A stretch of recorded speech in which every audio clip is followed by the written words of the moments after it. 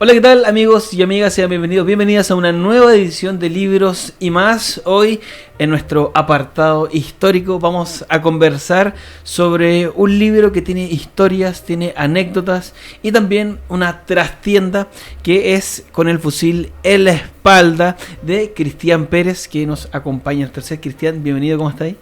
Hola, gracias por convidarme, feliz de estar aquí. Hacía tiempo que no venía al canal.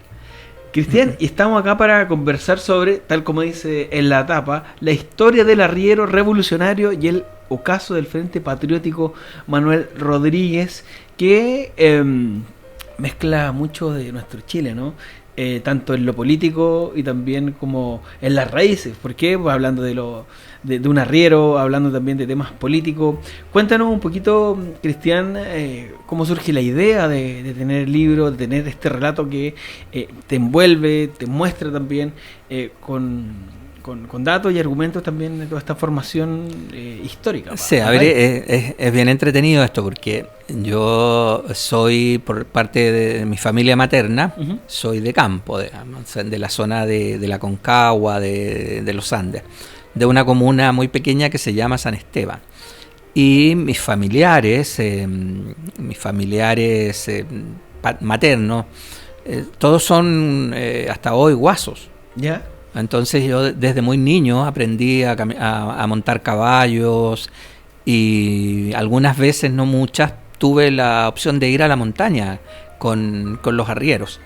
Entonces los conocí los arrieros y conocí un poco de su mundo. El trabajo y cómo se vive. Sí, el trabajo. Bueno, y 1000 años pasaron de eso, mil cosas también. Y un día me encontré con el ingeniero, que es el otro protagonista del libro, y me comentó, empezamos a conversar en la idea de a ver si podíamos contar su historia, a ver si había algo que en realidad tuviera sentido contar. Y él me dice, mira, tienes que ir a ver a este señor, al arriero, que vive al interior de Ovalle. Y eso no te lo puedes perder, me dijo, porque tiene como más de 100 años. ¿Ya? 100 años y 1000 historias. 100 años y 1000 historias. Bueno, entonces fue. Y bueno, ¿cómo voy? Le digo, esto es muy divertido. ¿Cómo voy? Bueno, y llego y ¿qué? Le digo, oiga, me dijo, anda y dile esto. Y me dio una especie de clave. ¿Ya? Bueno, y llegamos, y no era muy fácil llegar, esto es bien en la montaña, bien en los cerros. Y ¿tú tuviste que llegar tipo en caballo? No, llegamos ya, había camino de auto, ya habían pasado... Pero retirado. Sí, pero es lejos todavía. Y entonces llego y salió una señora morena, muy alta, muy agraciada. Y pregunto por el señor y de pronto le digo, mire, vengo de tal persona y le doy esta clave, no me acuerdo exactamente cómo es, pero una clave que ellos tenían. Y me dice, pase. Y entonces estaba ahí el caballero sentado en una mesa de una casa de campo, como en un corredor, en el corredor. Y empezamos a hablar mientras la señora esta, que era su hija, mataba una gallina castellana, como yo digo en el libro, y hacía la cazuela del almuerzo. Y ahí empezamos a conversar así de un momento, así inmediatamente, porque él sabía que si yo iba con esa recomendación, por llamarlo, era una persona en la que podía contarme. Y mire, me dijo, estoy viejo, tengo más de 100 años, tengo buena memoria, pero no me acuerdo de todo. Y así, así fue. Y fue inmediatamente cuando vi el lugar y cuando empecé a hablar con él, me di cuenta que era una historia que no era una historia conocida en primer lugar y que podía explicar algunos hechos también. Y bueno, y además unía el campo, los revolucionarios del campo, los militantes del campo, y en su persona se concentraban, además, en este hombre que conocía la cordillera, desde niño, que había sido minero, y que arriero, cabrero, bueno, campesino. Literalmente tenía mil historias, 100 años, mil tenía historias. 1000 historias, y era verdad, mil historias, y además amigos en muchos lugares del mundo. Entonces dije, bueno, aquí hay que escribir esto, y me divertí mucho haciéndolo. O sea, igual por lo que relata de la construcción de esta novela histórica, podemos llamarla, ¿verdad? Partió como una novela de que con una clave muy alejado de la civilización, de llegar y ponerse a conversar, y que el protagonista sea más que un octogenario, ¿no? Sí, él tenía, no recuerdo exactamente, que en el libro creo que están más los datos exactos, pero él tenía poco más de 100 años, porque biológicamente, o sea, su carnet marcaba 90 y algo, 90 y tantos, pero... Claro, por el registro... Sí, el registro oficial, digamos, pero él fue a caballo a inscribirse. Y fue él. Él, claro. Fue con su mamá, fueron galopando en un caballo, en un par de caballos, echaron una carrera, eso está en el libro. Entonces ya era un hombre bastante mayor, nunca fue al hospital, nunca fue al médico. Claro, muy vida de campo. Sí, de una fuerza, de una física bien impresionante, un hombre muy alto, muy musculoso, muy vivo. Cuando lo fui a ver, él venía llegando de un rodeo. Imagínate. Y había estado laceando con sus amigos, que ya todos sus amigos eran jóvenes, eran los hijos y nietos de sus amigos. Y no, entonces me dije yo, aquí está, además estaba esta historia de todo lo que tiene que ver con la cosmovisión campesina, ¿no? El campo, lo importante de la religiosidad, la importancia en el caso de ellos de la Virgen de Andacollo, por ejemplo. Porque son comunistas y socialistas y pueden ser muy marxistas, pero la Virgen de Andacollo es la Virgen de Andacollo, claro. Y hay que rezarle, y las animitas y el diablo y bueno y los brujos, a los que nunca les llaman brujos, me dijo, usted no le puede decir brujo, se dice martes hoy, martes mañana y martes toda la semana. Entonces estaba todo eso, y además eso era en términos tal vez humanos, un poco más románticos, claro. Pero también se unía a que hasta el momento no teníamos explicación de cómo las personas o muchas personas escaparon de Chile. Exacto. Y ahí estaba la explicación. No es que todas las que escaparon, claro, fueron por ahí, digamos, claro, pero más o menos era podíamos encontrar como una especie de clave de explicación más global, claro, que permitiera más detallado. Y tú has comentado varios puntos, y que fue como inicié la presentación del libro, que claro, mezcla lo político con el campo. Porque muchas veces, o sobre todo con el Frente Patriótico, se hablaba mucho de Santiago, ¿verdad? Como el centro de operaciones, pero también tuvo mucho músculo, y que también está retratado en el libro, tuvo mucho músculo fuera de Santiago, para tener esta arteria que le permitiera también salidas por otros lados a militantes o a gente que estaba en apuro o problema. Y la importancia que se le da al campo también, pues a la persona de campo, en lo político, en lo humano, en supersticiones, en creencias también, y que se ve reflejado en el libro. Sí, eso es cierto. Lo que pasa es que es también una etapa muy corta en eso, porque empieza a fines del 87, el 88 diría yo, y termina con los queñes, digamos, con eso creo que es octubre del año 88, poco después del plebiscito. Y después ya son como los estertores, ya es como la decadencia misma. Por eso que el libro se llama Y el ocaso, porque uno... si bien es cierto, tienen bastante fuerza al principio y logran tener bases campesinas en la zona norte y también en otras zonas del país, en la zona sur, en la zona centro, en la zona de Talca, Curicó, eso se deteriora muy rápido. Y se deteriora muy rápido por las condiciones políticas del país. porque mientras el Frente Autónomo, hay que recordar que ya estaba separado del Partido Comunista, el Frente Autónomo inicia la Guerra Patriótica y Nacional, que era su estrategia, así se denominó, y su acto inaugural fue la toma de 4 pueblos a lo largo del país, que la más destacada de esas 4 operaciones fue la de Los Queñes, donde va Raúl Pellegrini, el jefe de la estructura nacional, y otros combatientes, entre ellos Tamara, y allí los asesinan y los lanzan al río. Entonces, en el acto inaugural, la estrategia nace muerta. O sea, no nace, es una especie de nonata. Por lo tanto, es un periodo corto e intenso, en el que este arriero y el ingeniero, que es el otro gran protagonista de la historia, tiene una participación activa. Pero en ese tiempo, que es corto, básicamente tratando de crear bases de apoyo en la zona de fuera del país, es decir, en las fronteras de las provincias de San Juan y Cuyo. Y con bastante éxito, diría yo, porque lograban tener gente que los apoyara, fíjate. Sí, y por como está contado también son verdaderas proezas de coordinación, de estrategia, de planificación y de movimiento también de personas.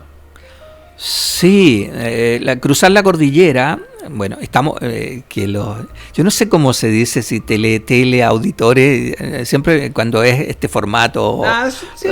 Bueno, yo nunca sé muy bien. Hoy en día el lenguaje muta tanto que podemos hasta inventar. Yo le decía, cuando es radio siempre digo radio escucha, el término antiguo que me recuerda a mi niña. Hoy en día casi todo el mundo es auditor, porque podemos tenerlo en segundo plano, claro. Bueno, entonces, claro, lo que pasa es que lo que creo que le quería decir es que cruzar la montaña es una cosa muy compleja. Sí. Muy compleja. Y estamos hablando de hace 40 años, 50 años, un poco más, cuando el arriero comenzó después del golpe a sacar personas del país. Entonces, porque hay unos más o menos 200 kilómetros entre los cerros de Santiago y en los últimos cerros de la provincia de Cuyo. Entonces tienes 200 kilómetros hacia allá de cordillera. Claro. Y como la estructura norte del partido y del frente después era desde Copiapó hasta los Andes, más o menos eran unos 700 kilómetros de largo, más claro. 200 hacia allá. Es un enorme territorio donde en aquella época era tierra de nadie. Yo siempre digo que ahora, no sé si con los drones logran vigilar, pero en aquella época es un poco difícil, ¿no? En aquella época es tierra de nadie. Ahí pasando los puestos de carabineros, que son retenes muy eficientes, siempre lo fueron, que controlaban mucho. Después de eso no hay nada. Hasta no sé, 200 kilómetros más, cruzando 1000 cordilleras, claro, para encontrar un puesto de gendarmería. Y el resto es tierra solo pampa.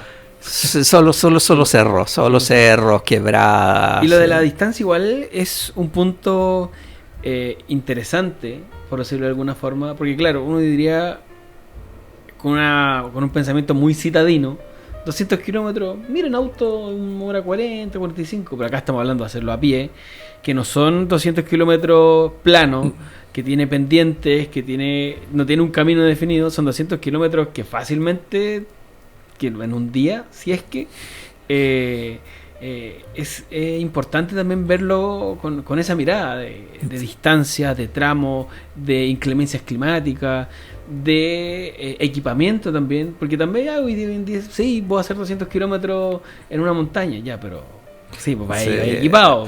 Es claro. Y hacerlo esto con un arriero, con las condiciones que vivía el país de un golpe de Estado, de queriendo salir del país por condiciones políticas o X o Y, le suma una complejidad brutal también. Sí, era muy claro, era muy complejo. Estos arrieros ellos eran expertos en cruzar la cordillera, sabían cómo, cuándo y dónde, y podían cruzar en cualquier época del año. Pero ellos, a quienes cruzaban, no. Era gente que no sabía andar en caballo, que no sabía andar en mula, que no sabía lacear, que no sabía caminar en las altas cordilleras, que no sabía qué comer, o cuándo comer, claro, que si tomar agua o no. Tenían que pasar varias cordilleras a más de 5.000 metros de altura.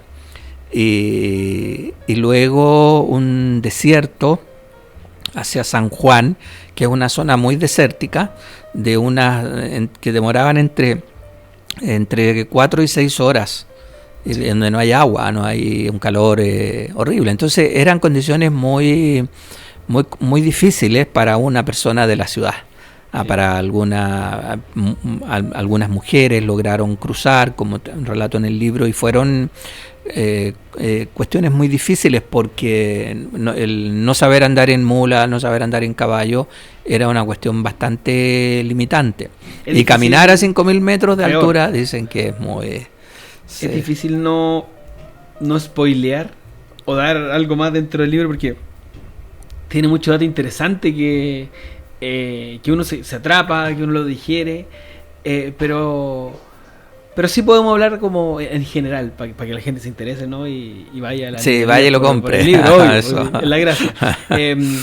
Pero hay una pregunta, y esto ya más que el libro, es más a ti como autor. Siempre estos temas del frente de pronto pueden ser para algunos lectores como que, este tema. Pero igual yo lo sentí más que, no sé, un libro de propaganda tal vez, un libro de, no sé, quieren llamarlo como sea. Es más un libro de historia propiamente tal que haciendo alguna apología o algo. Al menos lo sentí yo como lector. Creo que también va por tu formación profesional, que también eres historiador, ¿verdad? Sí. Yo creo que es un libro de historia, es un libro que cuenta una historia. Exacto. Y que no tiene ninguna pretensión más allá de eso. Cuenta una historia, entrega explicaciones, sí, pero el autor suele mantenerse un poco alejado. Cuenta los hechos nomás, va contando cómo se van desarrollando, claro, los acontecimientos. Y lo hace expresamente así para que sean las personas las que tengan antecedentes y juzguen, se hagan una opinión. Claro. No es una apología del frente y tampoco es una enorme crítica al frente, pero sí muestra cómo se deteriora. Claro. O sea, muestra su ocaso, por qué pasa eso. Y lo va a raíz de cómo en las miradas de estas personas, en las miradas de los protagonistas. Son ellos los que van relatándole al autor y relatándole al lector por qué va pasando eso. No es que eso fue una obra del cielo, no, fueron hechos políticos. La historia política chilena fue cambiando. Claro, fue cambiando con la democracia. El pueblo chileno fue a votar por el no y luego fue a votar por Elwin, y por lo tanto cualquier opción armada como la que pretendía el Frente Autónomo no tenía sustento en la realidad. Claro. Y eso es lo que van mostrando nuestros protagonistas. Va mostrando el libro, va mostrando como primero tienen 100 y luego tienen 50 nomás y después hay 20 nomás, 20 hablo de gente, de militantes, y luego ya de los 20 prácticamente no hay nadie porque todos se fueron a hacer sus cosas, a hacer su vida. Los que estaban estudiando querían volver a estudiar, los que los que estaban trabajando querían trabajar, querían formar una familia, querían seguir en la vida también. Claro, querían reinsertarse en un país, en una sociedad. Estar en un organismo como el Frente era tener casi doble vida, o no casi, sino una doble vida, porque tenían que operar bajo la sombra, muchas veces en la clandestinidad. Y como tú bien dices, muestra lo bueno, o más bien dicho, desde que se instauró fuerte a cómo se va deteriorando un organismo que hasta el día de hoy se habla en Chile, escaso de estudio, nos da relatos como este, y del cual vamos conociendo otros puntos de vista y otras historias. No tan solo dentro de lo político, que creo yo que también es lo rico de este libro, que sino también habla de lo humano. Claro, también lo humano. Por eso a mí me interesaba esta historia creo que en el libro aparece como el pariente de la persona que lo único que quiere es volver a estar con su familia y con sus hijos. Claro. Lleva, no sé, él estuvo en los arsenales y salió en la tapa del diario. Eso es verdad, salió en la tapa del diario con el fusil. Y entonces es un perseguido y persiguen a él, a su familia. Y entonces lo único que él quiere es que volver a juntarse con su señora, con sus hijos, y para hacer eso en Chile es imposible, entonces tiene que ser en Argentina. Claro. Y sale del país, y yo cuento con mucho detalle cómo sale del país, cómo se encuentra con su señora, porque porque eso iba mostrando cómo los combatientes los combatientes ya comenzaban a distanciarse de cualquier lucha político-militar. Uh-huh. No es que dejaran de ser gente de izquierda, pero ya no estaban dispuestos a... Eran más ideales que fuerza. Claro, ya había otras prioridades. Las prioridades de muchos de ellos era muchos salvar su vida, otros construir una familia, otros estudiar, otros trabajar. Habían... Tener una vida. Claro. Tener una vida. Habían pasado ya años en la clandestinidad. La clandestinidad es una etapa muy desgastante, como algunos de nuestros oyentes pueden ver en La vida con otro nombre, que es un libro anterior mío, que es la historia del Partido Socialista en la clandestinidad, donde se puede ver cómo la vida en la clandestinidad es una vida muy desgastante, y donde gran parte de la gente termina enferma, somatiza males, porque es todo el día que tienes que estar cuidándote, fingiendo ser otro u otra, caminando por lugares o no saliendo. Es una constante entonces, claro, y la gente de los protagonistas del libro viven esa situación. Entonces sí, es una historia humana que no tiene una pretensión más allá que eso, que no hay allí tesis respecto de por qué pasó esto, claro. Pero sí se va contando. Ellos la van contando ellos mismos. Ellos en los recuerdos se van dando los hechos políticos. Claro. Nos fuimos por varios puntos, pero para volver un poco a la pregunta, era el por qué hacía esta pregunta, porque muchas veces con estos temas, ya sean para izquierda, derecha, centro, lo que sea, mucha gente suele tomarlo directamente desde la política. Y es un tema que siempre es recurrente en las entrevistas que hacemos de libros de historia, que conocemos mucho de historia extranjera, pero nuestra propia historia la desconocemos bastante. Pues suena como bien contradictorio, pero el desconocimiento que hay de la historia de Chile es bien amplio. Hay muchas historias que las estamos recién redescubriendo ahora. Hay libros de la guerra del Pacífico, de la guerra en la Araucanía, y esta que es una historia más pronta, también seguimos como los relatos de con el fusil en la espalda, lo estamos redescubriendo ahora, donde en lo político emocional aún hay heridas, porque fue un periodo desastroso para Chile, que se perdieron familias, se dividieron familias, familias que siguen aún buscando respuestas, y que es valioso conocer este tipo de relatos que nos explica quiénes somos, o por qué se dieron más cosas, o cómo llevamos tal punto de la historia a lo que somos hoy, ¿no? Sí, yo creo que usted tiene mucha razón. En general, en los últimos años se ha deteriorado mucho el conocimiento de la historia por distintas razones, porque el tiempo cambió, porque ahora hay mucha forma de conectarse, tenemos mucho conocimiento del extranjero, pero centramos poco en nuestro propio pasado. Muchas veces queremos olvidar lo que hicieron nuestros padres, nuestros abuelos, o en general no nos interesa. Hay poco interés. Claro, y yo creo que es un problema ese, porque en general cuando hay desconocimiento de los procesos históricos, no solo se cometen parte de los mismos errores, sino que no existe la posibilidad de pasar a otros ámbitos del desarrollo, claro. de pasar a otro estado, claro. La historia sirve para aprender. Entonces, este libro es eso, muestra algo, y ese algo se puede usar como un conocimiento unido a otros para plantear ciertas ideas sobre el futuro. Claro. Yo creo que eso es lo valioso que tiene la historia. En el caso de Chile, que es un país, yo no sé ahora, pero hasta hace algunos años atrás era un país bastante politizado. Sí. Un país donde... Es que Chile se fractura demasiado rápido.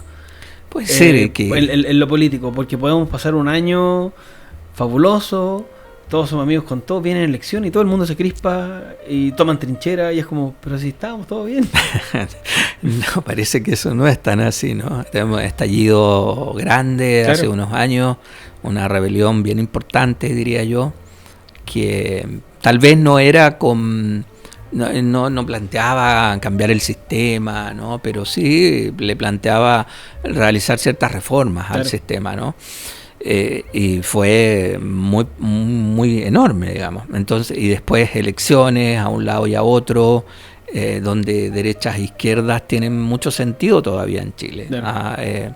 Las personas se identifican, no con un partido político, pero sí con una percepción de ser de un mundo, claro, de ser, sí, de estar en un lugar. Claro, por eso decía, sí, que la gente se crispa y empiezan las divisiones y es como, pero sí, no sé, es como, claro, el efecto político que hay en Chile bien marcado cuando vienen procesos electorales. Sí, y eso yo creo que va a ser más marcado hacia fin de año, sí, hacia noviembre, hacia las elecciones. Si todo indica que la gran disputa va a ser entre José Antonio Kast y Janet Jara, sí. Yo dije un día que iba a tomar palco en una entrevista anterior. No porque no estuviera con una candidatura, ¿no? Sino porque era un proceso que valía la pena estar vivo para ver, claro, saber de definitivamente si este país es más antifascista o más anticomunista. Entonces era una cuestión que era realmente interesante y yo creo que vamos hacia allá, digamos, vamos a una confrontación que espero que sea solamente ideológica y política y no adquiera ningún nivel más allá de eso, digamos, más, como ahora prácticamente todo se hace por las redes, que tampoco haya una denostación del adversario, diría, claro, yo, porque... Y aparte, yo siempre he sostenido el punto de que no logro entender a la gente del partido que sea, que quiere que le vaya mal a un gobierno. Yo siempre he dicho, si a Chile le va bien, a todos nos va a ir bien, si va decanta por sí solo. Sí. No sé si los militantes están tan de acuerdo obvio, con esa frase suya. Eso es un... Pero claro, la idea es que claro, al país le vaya bien, ¿no? Esa es la idea, que la sociedad, que se termine lo más posible las injusticias, que avancemos por un camino, sí, que preservemos la democracia. Que al país le vaya bien, en un conjunto completo. Sí. Bueno, los seres humanos somos muy egoístas también. También ¿no? Somos... Bueno, y está marcado en la historia de temas de ego, de querer dejar, y ya que hablamos de historia, querer dejar un legado. Muchas veces hemos visto que emperadores, dictadores, sea lo que sea, o presidente en la historia más corta, global también, no necesitan más poder, pero quieren tal cosa por legado, y está escrito, está en la escritura de Heavy también. Bueno, ahora se habla mucho del legado, ¿no? Estos últimos años yo creo que se habla de eso. A mí no me aparecía mucho antes en la historia, no es que no haya existido, solo que no recuerdo, pero sí en los últimos 20 años, diría yo, el legado A, el legado C, el legado... Y yo no sé si tal legado, ¿no? Yo creo que habría convicción interna de cada uno. Habría que esperar unos 50 años al menos para saber cómo ven nuestros nietos y bisnietos, claro, esta época, porque sí, nosotros sí tenemos legado de los padres de la patria, indudable, sí. Indudable que Bernardo Higgins, José Miguel Carrera y toda esa pleyada de revolucionarios de aquella época nos dejaron algo que hasta ahora, una patria independiente, más allá de que muchas veces nos quejemos de eso, pero tenemos un país, ellos construyeron un gran país, y sí, el legado es patente, pero luego, por ejemplo, tenemos a Balmaceda, que tenía todo un camino de desarrollo, que terminó mal, pero ahí sí uno dice, sí, este hombre, y probablemente también pase con Arturo Alessandri, Sí. que a mi juicio fue el mejor presidente del siglo XX chileno.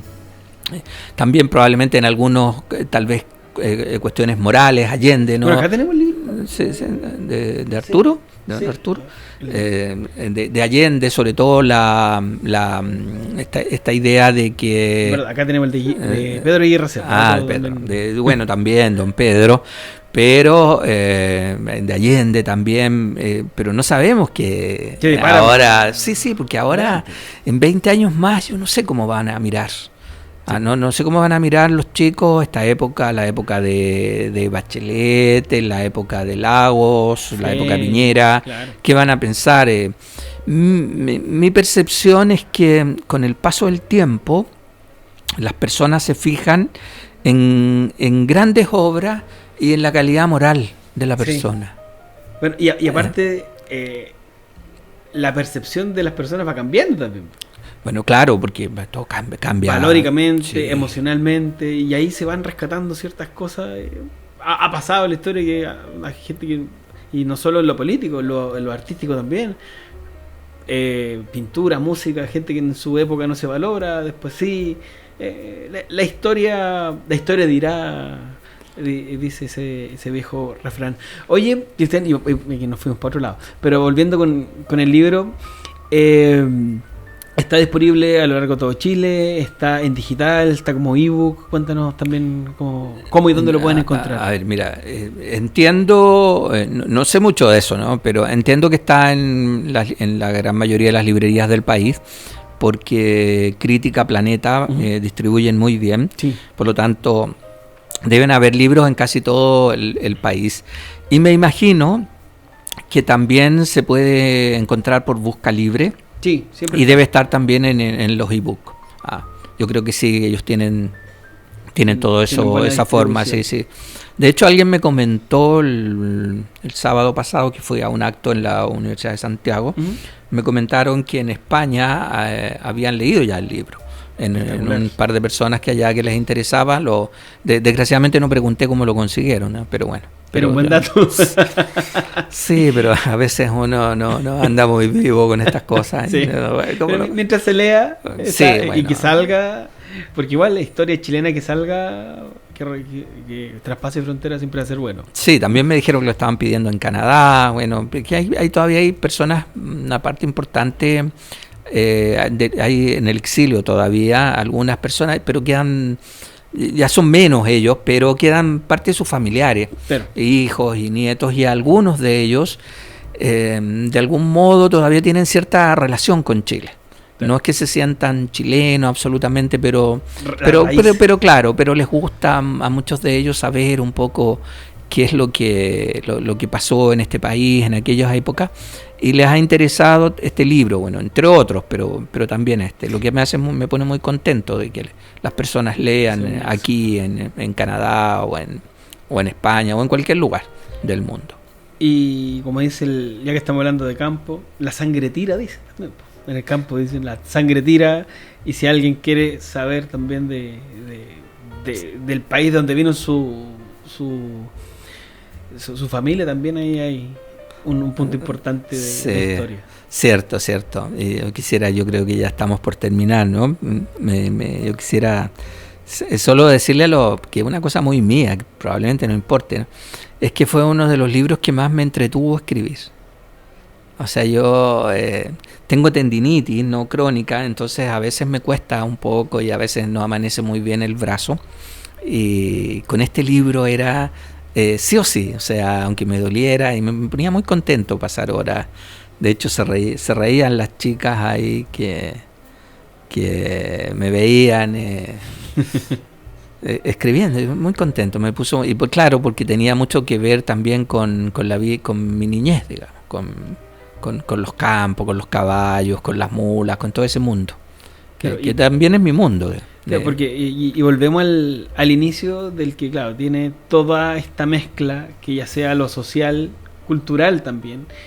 Y a mí otra cosa que me hizo entre comillas, gracia, que me gustó, la relación que se puede hacer entre el nombre del frente, que es Manuel Rodríguez, con la historia del arriero, y de un arriero que ayuda también por la cordillera, por salir del país, que eso lo enfoca y lo engloba muy bien la figura de Manuel Rodríguez en la historia de Chile, que fue quien se paseaba, entre comillas, por Chile y Argentina, sin, entre comillas también, sin que fuera visto, y se enlaza todo, es como termina bien redondito si uno quiere buscar como cercanía, o a mí que me gusta buscar figuras que lo engloben.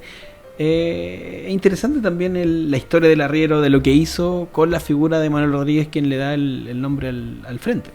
Sí, ellos, no nuestros protagonistas, ¿no? Bueno, uno de ellos participó en el nombre, uh-huh. Cuando crean el frente, él participa directamente. Y sobre el nombre, al parecer lo que ellos buscaban era una figura una figura importante en la historia de Chile, que pudiera darle sentido a las nuevas generaciones en el enfrentamiento a una dictadura. Ellos recordaban el caso de un héroe de la independencia de estos países como Bulgaria, que se llamaba Vasil Levski, yeah. Que hoy desde hace muchos años ya hoy la escuela militar más importante de Bulgaria tiene ese nombre, y era también era una especie de Manuel Rodríguez. Claro. Una persona que era muy nacionalista, muy patriota, que burlaba a las autoridades, a las autoridades que oprimían del Imperio Austrohúngaro, en el caso de Levski, y en el caso de Manuel Rodríguez a las autoridades españolas. Entonces esa idea de este nombre es lo que los revolucionarios de fines de principios de los años 80 rescatan el nombre. Claro. Y claro, nuestro protagonista, el arriero, podía perfectamente haber sido un Manuel Rodríguez de su época, claro, porque él tenía convicciones políticas muy fuertes, convicciones morales también muy fuertes, muy intachables. De hecho, él era un gran señor de su comunidad. Fue presidente de la comunidad, era una persona muy reconocida por sus pares. También, claro. Sí, por ejemplo, las personas cuando necesitaban algo, no solo económico, porque a veces sí necesitaban un kilo de harina y él les daba, sino que necesitaban un consejo. Y consejo que podía ser un consejo económico, un consejo, claro, un consejo de vida, un consejo de cómo relacionarse con las autoridades o de un pleito legal. Él era esa persona, él era reconocido. Entonces claro, esa figura podríamos asimilarla perfectamente a un Manuel Rodríguez, guardando todas las proporciones, la relevancia de nuestro tiempo. Sí. Bueno, Cristian, gracias por conversar con nosotros con el fusil en la espalda, como ya le dijimos, disponible en todos lados, y agradecer nuevamente el tiempo que hay con nosotros. Bueno, muchas gracias por convidarme, ha sido una conversación muy entretenida, me he entretenido mucho. También he aprendido un poco, así que me voy feliz de esta mañana. Muchas gracias, Cristian. Y a ustedes, como siempre, recordarles suscribirse a nuestro canal de YouTube. Si quieren que hablemos de otro libro histórico, también ahí déjenlo en la cajita con los comentarios, que lo vamos a estar leyendo. Que estén bien. Chao, chao.